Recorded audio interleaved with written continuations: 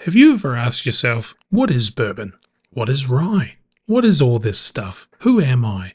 Where am I? What's going on? Well, Paul Herman of Albany, Oregon has, so here I'll try to answer some of those questions. First question, let's start let's start at the beginning. Sort of what is whiskey?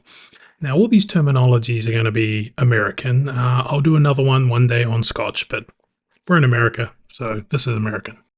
So basically, a whiskey is a distilled spirit produced from grain that was stored in an oak barrel. There's no time frame on how long it has to be stored. So literally, any grain spirit that's touched a wood barrel could be considered whiskey.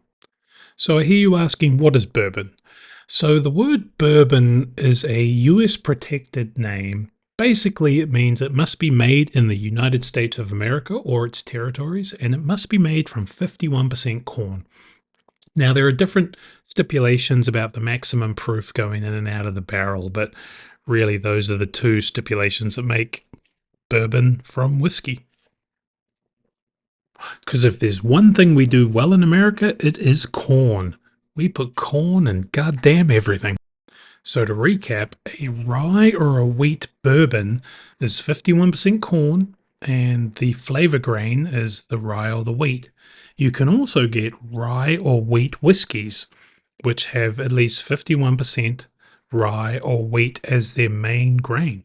You can even get 100% wheat and 100% rye whiskies. So now you may be asking, what is Jack Daniels and what is Tennessee whiskey? So Tennessee whiskey is bourbon, simple as that. The main difference is it uses what they call the Lincoln County process, and it is filtered through charcoal before going into the barrel. That's it. So now we get into straight. What does straight mean when it comes to whiskey? Well, with whiskey, it means there has been no additives added, and it has spent at least 2 years in the oak barrel. Now we get to the Bottle and Bond.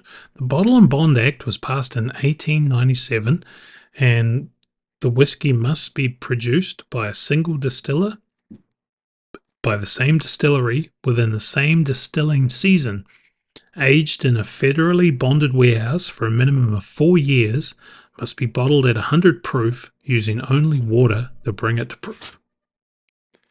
So I suppose to recap, if it's got bourbon in the label, it's corn. If it doesn't and it just says whiskey, then have a look what sort of whiskey it is. Is it corn whiskey? Is it rye whiskey? Is it quinoa whiskey? And that's it. So hopefully this helps you out. And I think the main thing is, if you find something you like, just look it up and see what it is and try some more of it, or try some different stuff. I don't know.